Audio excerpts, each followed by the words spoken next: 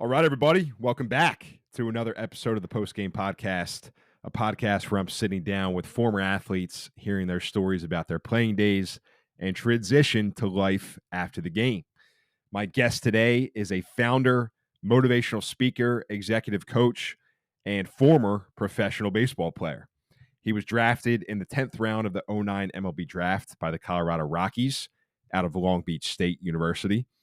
And since retiring from pro ball, he has over a decade of coaching experience working with founders, startups, growing companies, and many more. His name is Charlie Ruiz. So, Charlie, awesome talking to you, man. I appreciate your time. A little bit of what we got into was the awareness of high performers, his 4Cs method, how 95% of CEOs are actually former athletes, and stagnation and taking ownership of your career. So Charlie specializes in not only helping athletes get that next job, but really when they get the next job, they go to that next part of life, really helping them thrive and find their stride in it. So really cool hearing his perspective. And again, Charlie, appreciate you taking the time, man. So please enjoy this conversation with Charlie Ruiz. I'm here with Charlie Ruiz, not Ruiz. Sure you get that. Got it. Charlie Ruiz. How are you, man? I'm excited to get into this with you. Appreciate you having me, man. Yes, Let's sir. do it. Yes, sir. All right. So we connected a couple weeks ago and kind of chatted a bit about just what we wanted to talk about. And I was explaining to you a little bit of the reason why I started this. And there's definitely some overlap, I think, between why or what you do and kind of why I started this. Right. So, yeah. So yeah, this will be great, man. So let's just talk a little bit about if you could, like your playing career, and not to go all the way back, but you played at Long Beach State University. So there's a pretty good list of big leaguers and like what Tulo, Longoria, Jared Duran, right? So I'll stop rambling now, but would love to hear like your experience there and prior to that, a little bit about your career. Absolutely. I'll actually go prior. Funny enough, I'm wearing the hat, and then I'll go into Long Beach, just because the 2 years that I spent at the junior college, Chabot Junior College in Northern California, it's in Hayward. Those are the 2 years that kind of really set me on this trajectory of going, okay, wait a second, right? There's a lot more to the game of baseball here than just stepping on a mound and throwing as hard as you can. So I really equate the 2 years at Chabot as my two most transformational years. Both from the coaching staff, right, with Steve Friend, who was there for 30 years, and then my pitching coach, Will Tavis, and just a lot of the relationships and bonds of baseball and the mental game started there. So that when I then got to Long Beach State and I met Ken Revisa and I'm walking into USC and I'm on the mound at Blair Field with all of this history of the Tulos, the Jason Giambis, I'm like, oh, okay, right, this is a whole nother tier at the Division I level. But I had learned the fundamentals and what the hard work looked like at my junior college. So it was this cool intersection of like, okay, let me go ahead and apply all this stuff to being a dirtbag here. And it all just very much aligned with me then of the work ethic, the grind, the discipline, and the mental game, because it was already established in Long Beach State. Sure. So you were pretty aware of the mental game at that time. Is that fair to say? Yes, I was aware of it. And I still didn't know the intricacies of it until I got to Long Beach and was like, oh, this is a whole program that is bought into it. Where at Chabot was more, not subliminal, but it was more like individuals who were bought in, including the coaching staff. Long Beach State, it was like, this is the foundation of like what we do here. Sure. So do you remember some times during your playing career when you were locked in mentally? And then, like what did that feel like? So do I remember times that when I was locked in at Long Beach, or just in general? In general. I'll give you a story at Long Beach State, just because it was one of the ones that stand out of being locked in. I think there's two parts.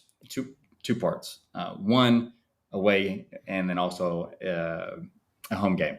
I'll start with the away game because it was the first time I had got a chance to really pitch at this big level, because we're in the SEC. So we're playing South Carolina, right? South Carolina Gamecocks, brand new stadium. gorgeous, better than any field I've ever seen.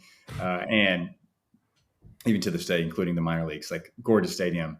And I'm still not established as a closer yet. I'm like maybe the 7th, 8th inning guy. They're kind of testing some guys. And in 2 days, South Carolina had hit 10 home runs. So at that time, they had Jackie Bradley Jr., this dude named D'Angelo Mack. These guys were just putting the ball out like crazy. And I came in with runners on 2nd and 3rd in an 8th inning, and I think in our 2nd game. And my coach comes out, and at this point, he still wasn't letting me throw my split. And he comes out, he walks out, and he's like, "Hey, what do you want to do here?" And I look at him, and I'm like, "Let me throw my split. Like, I know they haven't let me do it yet because it's our second series. Let me throw it." Bam, throw it, bounces. Strike 1, strike 2, strike 3. First guy strikes out. I struck out the side. I threw, I think, 10 splits. 10 out of 14 pitches were splits. And he was like, "All right, okay, so we're going to go with this." Next game, same thing happens. And that was like the entry point of, like, when you think about being locked in. Like that game, those two outings, big stage, 8,000 people yelling at you. Like they had hit 13 home runs at this point. And I'm like, "Give me the ball." Like there's no other choice but to go attack these guys, these big SEC swingers. And that's where I kind of fell in love with the notion of, all right, like to be able to be a closer at this level, you got to have the most conviction and the most confidence ever, no matter how many home runs this team's hit. Like they're not going to hit that. So let them have it. Sure. Yeah. It's funny. Just as you were saying that, the word conviction was running through my mind. Like, cause that's especially as a closer. I mean, you gotta have conviction in whatever you're doing in life, but as a closer in the big leagues or at whatever level, like if you don't trust what you're doing, you're cooked. Cooked is a good word. And here's the thing too. And a lot of my teammates will probably laugh and remember this because it also comes down to the conviction and also the delivery of it. So again, whatever you're doing, business, professional, home, like have conviction in doing it. And as long as you can have conviction, like that's what we're looking for, because sometimes you still lose. I went 1-1 that year. I had 1 loss. So there's obviously like the team, right? As a closer, I would rarely look at any of the stats. I didn't throw hard, so it didn't really matter. But of course, at the end of the year, you're like, "Oh, I had 1 win and 1 loss." And I'm like, "Oh, when did I lose?" And then my friends and teammates always remind me. Conviction, I do the job. I go in. I'll never forget. Come in, Washington State. No, it wasn't Washington State. It was, I forgot who it was. But I get brought in, and runners on 2nd and 3rd. First guy gets walked. I come in. I strike out the first guy, 2nd guy, 3rd guy. But the catcher who was in, I hadn't worked with him that much. So here my job is to come in and get guys out. Split, pass ball, split, pass ball, 5 strikeouts, 2nd runner scores, game over, we lose the game. So the joke was, "Hey, Charlie, do you remember when you struck out 4 guys and lost? Do you remember?" I'm like, "Yeah." Because sometimes, regardless, you execute, you still might lose. What was within my control? I need to do what I need to do. I had to get guys out. I did my part. And at the same time, on the reverse end of it, like that's not on my catcher at all. The guys would joke around and say it is. No, like my responsibility, I'll take that. I wanted to make sure that guy did not feel bad, right? But guys are guys. They're going to be guys. Anyways, long-winded story of saying, no matter what, even if you do commit and convict and with conviction, you still might lose, and you got to be okay with that performance and take ownership of it, even if it wasn't your fault. Yep. If your stuff wasn't so nasty, that wouldn't have happened. I don't know. Oh man, I'll never forget that day. That's funny. So, all right, man. So it's funny. Like you try to fit so much stuff in a 45 minutes. I know, man. but for you, yeah. So for you get drafted in the 10th round, right? And then you go play minor league ball for a few years. Um, maybe just that time period, if you could walk me through that, and then it was an Yep. injury that ultimately ended your career. So what's going on in your life at that point? Yeah. So like after playing pro ball for a couple of years. Yeah, sure. Yes, you play pro ball, and then there's an injury. Maybe just that I'll give you a latter quick part hit. of the yeah. Yep. So living a dream, right? Like you signed in the 10th round, '09. Never thought I'd be there.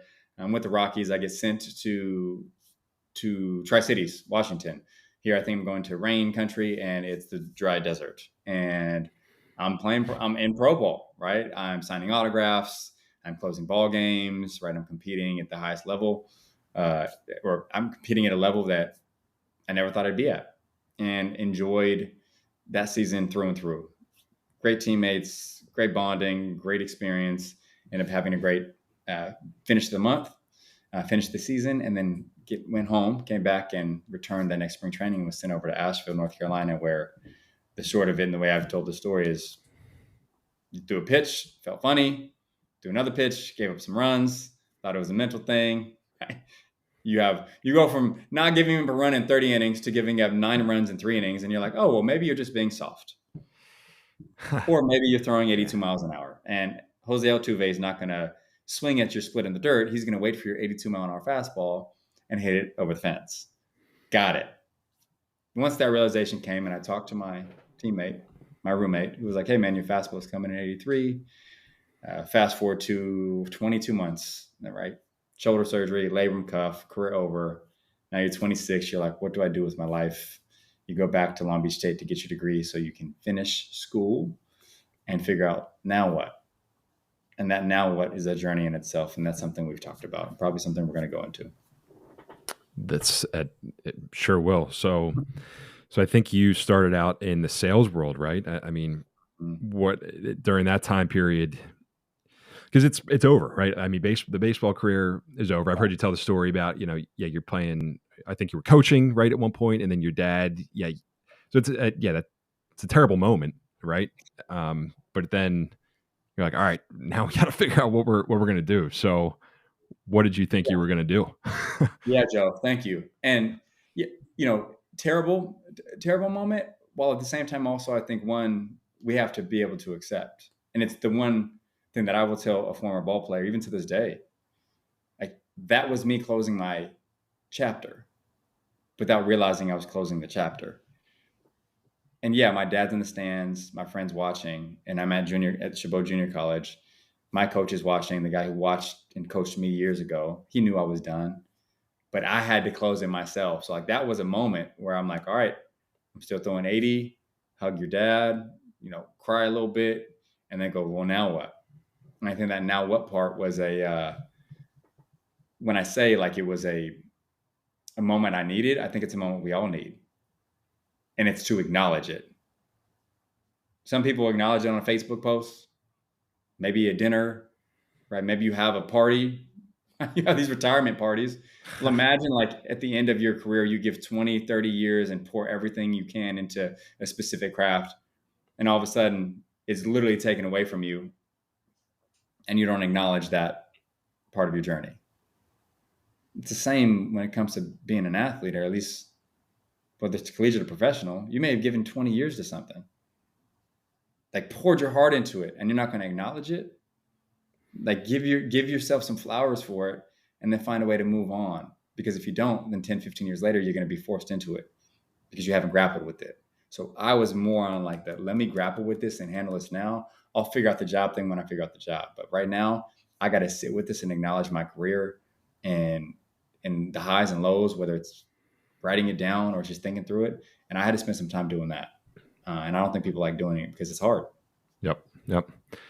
How long did you do that for? Before you were then like, all right, now let's go. Again, in theory, Joe, it would have been a couple weeks. Yeah. However, it was while I was interviewing and not getting jobs for 6 months because I didn't know how to talk about myself, and because I was still probably holding on to stuff that I needed to think through or to process. So it took about 6 months of me going, all right, what do I do now? interview this job, talk to this guy, I don't know, maybe this teammate, to where then finally you walk into a startup in Silicon Valley and you botch another interview until that same gentleman looks at you who's interviewed all these other people and looks at your resume and says, hey, it says that you volunteered with the Colorado Rockies. He said, did you play professional baseball? Like, yeah, I did, And then he's like, why would you not talk about that? I'm like, well, it's not really a job, right? Like, it's just I was playing a game. He was like, all right, look, we're going to bring back to the office. We're going to give you a contract for 3 months. As long as you're not crazy, like we'll give you a normal salary. But that's something that's so unique and so different. And the discipline and the rigor and the skills that you developed as a professional athlete is such a small percentage. Maybe you should talk about it more. Funny enough, I did a sales kickoff 3 weeks ago in Tampa. He was there. And he got to kind of see me in action leading a workshop on high performing teams and was like, I can't believe what I'm watching. And I'm like, yeah, remember when you hired me? Because I had no idea what to say and talk about my transferable skills. And here I am leading a workshop for a sales team on transferable skills on team building and culture and high performing. Funny. Yeah. Talk about full circle, huh? Yeah. And then I finished that and went downstairs, and I had an hour doing a webinar for the Major League Baseball Players Association, quite literally identifying 3 skills for these former Major League Baseball players to then translate and tell a story about it to a potential future employer, or when they're on stage. Yep. Having just came from the offsite from the guy who hired me because I couldn't do what I was now teaching the Major League Baseball players should do. So one thing that's awesome, by the way, one thing that's come up and that I just think about is that it's almost like if you're not 100% in on what you're doing, whether that's a player or a job, it's almost like your attention is going to be diverted elsewhere, right? So that's probably something. And I didn't play pro ball. I played college baseball, right? So, but it was a similar principle to where by the end I was kind of like, all right, let's start thinking about jobs. Let's start thinking about internships. And then once I started doing that, it was pretty much the end, right? So it's almost like you're walking a fine line a little bit.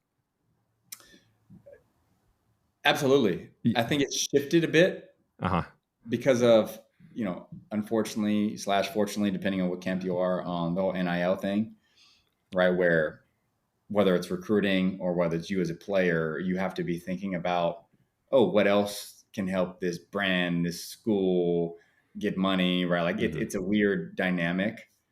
But to your point of like walking the fine line, my take on it is everything around high performance is like teams, individuals, they know themselves. Like they're aware as an individual and as a team. Who are we? Who are we not? What is our identity? If I know myself, that fine line we talk about of how do I go all in and stay here focused on the current moment, and then also turn that off and think about like the business side of me or the brain side of me or whatever else I'm trying to position after sport. Now it's allowed. I always thought it was there, but people didn't talk about it. So the way I talk about it now is like, how can I be present while I'm here on the baseball field as a player, as a shortstop, as a center fielder, as a guy on the bench, as a member of the coaching staff? How can I be locked in and present right here? I can be 100% all in here for these 4 hours. Same way where, okay, now it's time for me to be locked in at school. You can be locked in there. There's not a one size fit all. I have to do everything all at the same time. Multitasking does not exist. But a lot of people aren't aware of how to turn down one thing or turn something else up based on where they're at. And that's a lot of the work that I do now with entrepreneurs, business executives. You can run a business and still go home and be a good dad. Mm-hmm. You can be a major league athlete, a collegiate baseball player, and still go home and be a good son. You can have the same type of commitment and rigor and discipline and focus. You don't have to just do one. That's part of what I talk about. Yep. Presence. I know. I had that jotted down as something to bring up to you. It's easier said than done, though, right? Yeah. I mean, like, you're in class and your girlfriend just dumped you, and you're like, it's like there's outside things that can obviously Noise. impact you. What do you like? What practical tips maybe do you give to folks about staying present? So, like, what tips or what skills or considerations when it comes to how to actually be present? This is where I can talk all day about this stuff, Joe.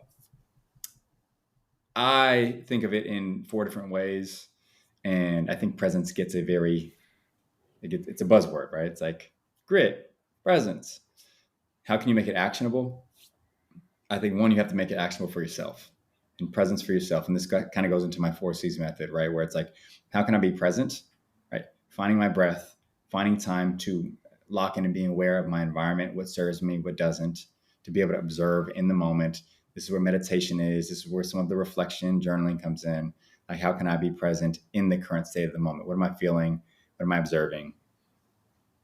Second one is like, when I come to being present with my community, that's all around your actions around listening, right? Am I listening to understand, or am I listening to impress, right? How am I engaging properly, where I'm listening to tone, emotion, and all these other things when it comes to showing the other person that I'm here and locked in and present with them?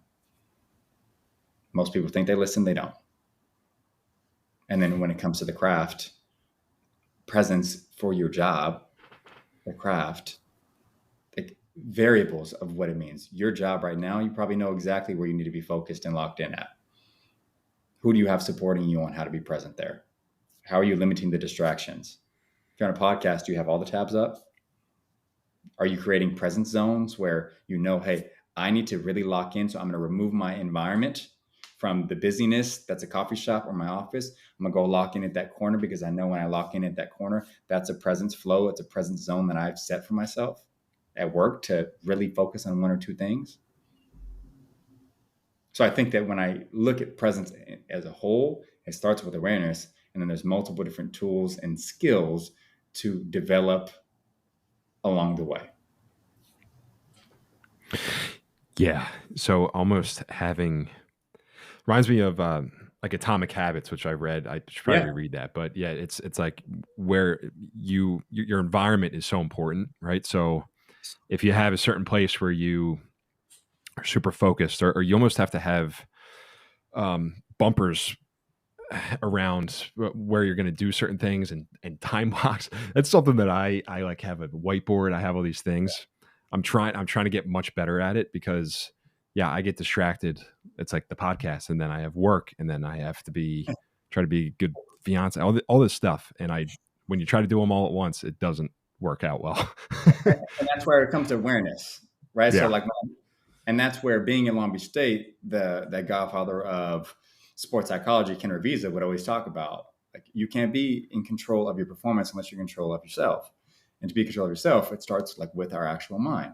So be where you need to be when you need to be there. Like, what does that mean? Again, presence gets thrown out there. I mean, I've seen people on stages like Googling things, repeating messages from an Atomic Habits, or taking a post and just like regurgitating that as presence. That's fine, but it's got to be practical for you. Like you said, what presence means when you're with your fiance, or when you're with this person. Like, what is unique about that you can be aware of to rinse and repeat? So like individually, Joe, I think it's presence. What is my presence individually?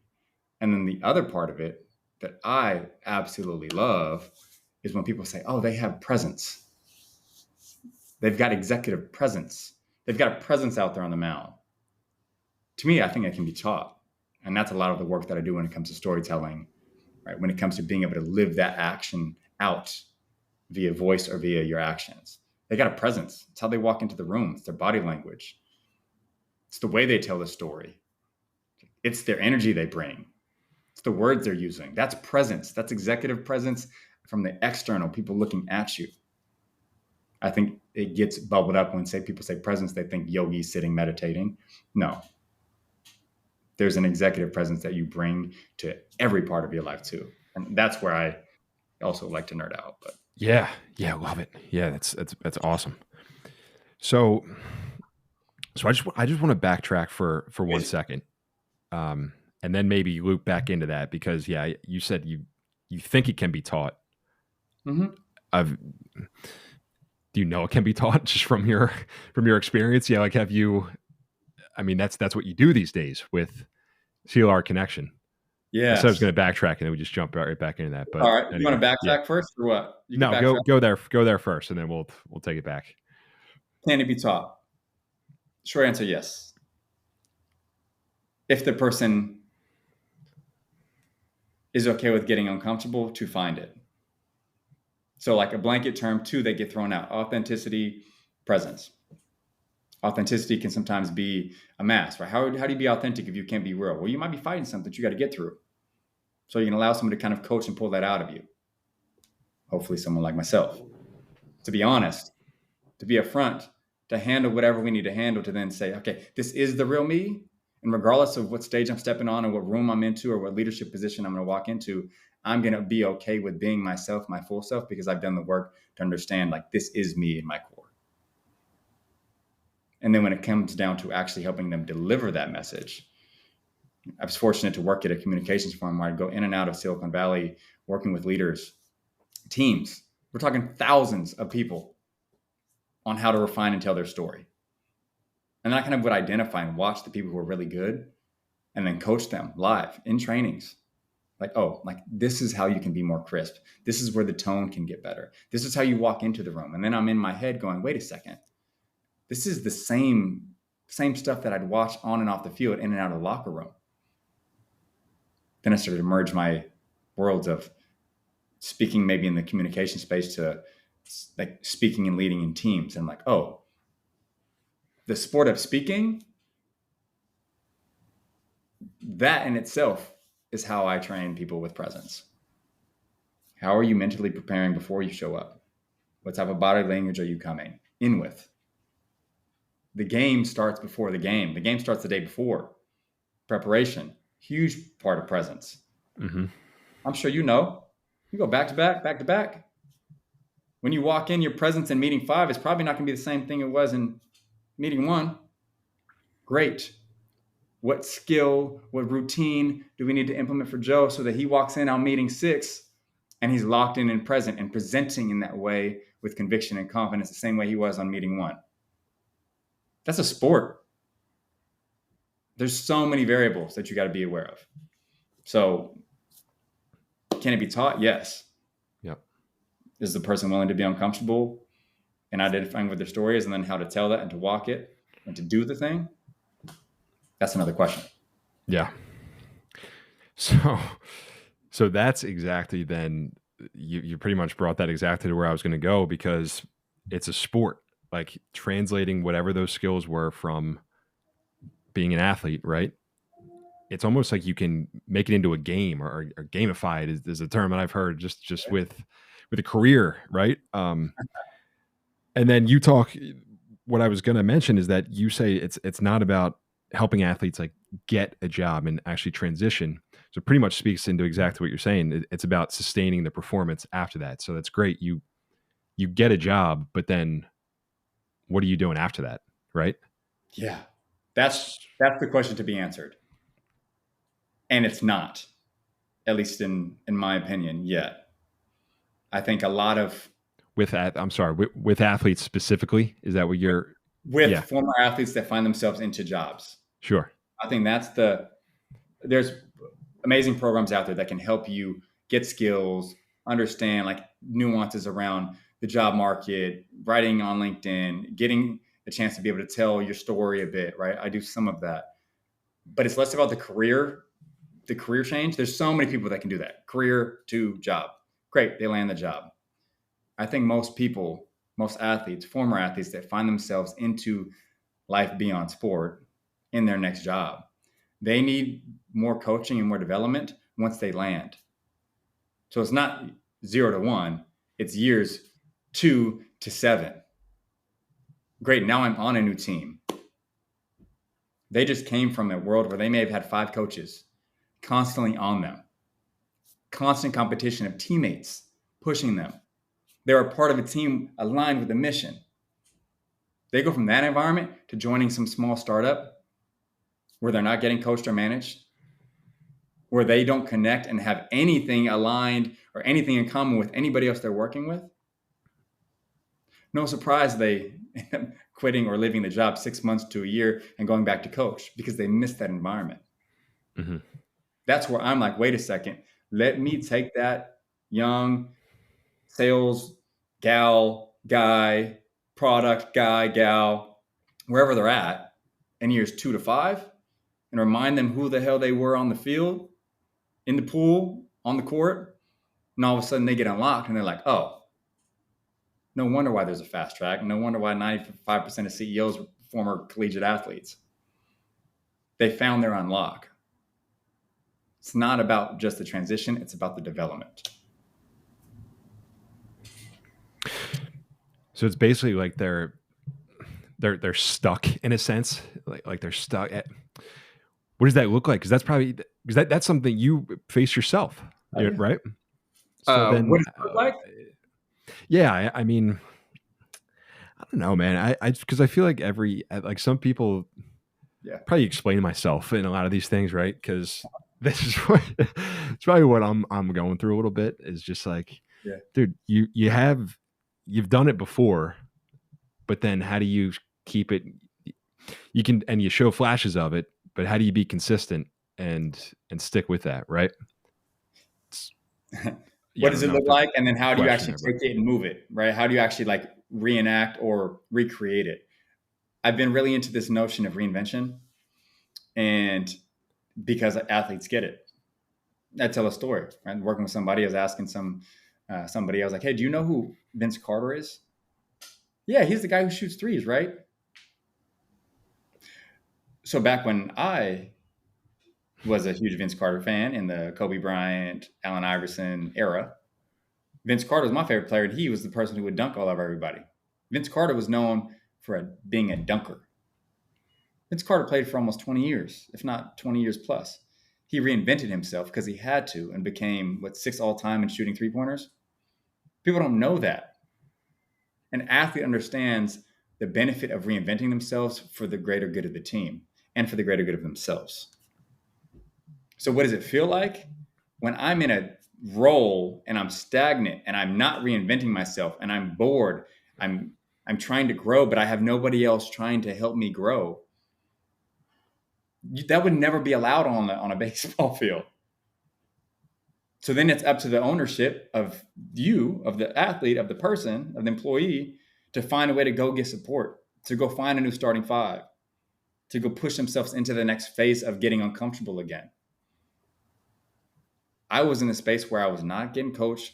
I was bored. I wasn't aligned to mission. I was trying to find myself in the sales world, but I didn't have it. But I also had to take ownership and go, it's your responsibility to go make a change. So I do. It took 7.5 years, tough conversations, and taking a $60,000 pay cut, which people in the Bay Area think you're crazy, but then you do it and you find it and you're like, wait a second. Oh, this is it. I'm gonna go find it. I'm gonna go make it happen, because now I found it again. I found me being on stage again. I found me being on the mound again. And that's what I found. And that's what you're doing. That's what you're doing now. I mean, and you founded your company. So I wanted to ask you, by the way, I did not know that Vince Carter was 6th all time in threes. Something like that probably changed. All right, whatever. Yeah. But I didn't know that he ever shot 3-pointers, by the way. I just remember him winning dunk contests. So, right. But taking the leap to entrepreneurship, what What did that look like for you? I mean, because there's a lot of uncertainty in that as well. Yeah. What was that experience like? Rocky, Mm-hmm. and also unconventional. I never thought I'd do it. So it was a risk. I still find myself wondering, like, I can't believe I'm here 3.5 years later. But it was something that I knew in my body that, like, I had to get uncomfortable again. And I found myself being stagnant, complacent, and not around people that I really thought were going to push me out into that zone of what I could go do. And thankfully, I had some mentors along the way who encouraged me to say, hey, take ownership, put you in front of the line. What does Charlie want? And you have conversations with your home. You're raising children, and you're like, what is the thing I want them to look up and be like, man, daddy took the reins and he's doing life the way he wants to do it. And going back to what we shared earlier, he's playing his own game. And a lot of what I emphasize with people isn't gamifying a product or a solution, which is very buzzwordy in the product space. Let's gamify it. How about you gamify yourself? How about you figure out how to gamify the way in which you're playing your game? That's the core of what I like to help people do. And most of the time, it doesn't come externally, it starts internally. Yeah, man. I know the word gamify. I don't know why I've been using that word before. It's a word, but it's true. Yeah, but it the way that you talk about that though, it is all internal. And I think, I don't know, there's so much like self-help type of stuff out there, but it's I don't know, like, because especially when I was in college, if I would have thought that I was ever having these conversations when I was in college, would have been like, there's no chance. Not thinking about, I always wanted to get better at baseball and that kind of stuff, but any of maybe the questions that I'm curious about now, and a lot of the questions that you answer for people, it's just interesting how it's kind of an evolution, right? And then kind of hopefully getting not back, because it's not like I'm not there now, but getting to a spot where, I don't know, where it feels like you're doing the right thing. Not that there is a right thing, but right thing for you, I guess is what I'm trying to say. No, right. So anyway. You nailed it, Joe. It's finding the right thing for you. And a lot of times what happens is people will find and they'll search for what's next. No, find out what's not next. But be aware enough to understand, how is this in service of you? How is it in service of your growth? How is it in service of your family, of your people, of what matters to you? And by naturally doing that and being aware enough, the things will illuminate in front of you if you are present and aware with that. And the people, I lost a lot in the last 1.5 years, business-wise, relationship-wise. It was all for me to put me in a space of right now of what I'm about to embark on. I learned what I didn't want, what I don't need, but I'm not going to be okay with. That is allowing me to have way more conviction now into everything that I'm doing. Tying it back to baseball real quick. Hell no, I ain't throwing that curveball. And I'm sure as hell not throwing a changeup. I'm either throwing a fastball outside or I'm throwing a split. That's what I'm throwing. I don't need the other stuff. Last 1.5 years, I've been told I need all this other stuff. No, I need to focus on what's in front of me and lean into where I feel like my power is. Thus, gamifying my own life my way and playing it in the way in which I want to play it with the people I want to play it with. And you can do that at a company too. You just got to find out what you don't want. So you find out what you do want, and then you lock in on that. Well, that's a pretty good place to leave off, I think. Charlie, that's cool. That's cool, man. We started with the splitter and the conviction, and then we ended with it. Well, listen, man, thanks. This was that's good. You did. You're good. I know you did that on purpose, but thank you. So, Joe. All right, man. Yeah, thanks. This is cool. I know. Happy that I came across you, whether it be on LinkedIn or just listening on a few other podcasts and whatnot. But where can folks find you? If you could mention that real quick. Well, thank you for having me. I appreciate it. Feel conversation like we're hanging out in the locker room. Mm-hmm. And so website, CLRconnection.com. I'm also on LinkedIn, and my Instagram is just my name, Charles L. Ruiz. But again, reach out, say hello, and thank you for the space and for the platform, man. It was fun. Love it. All right, man. We'll have to All do right. this again. We'll do a part Yeah. two.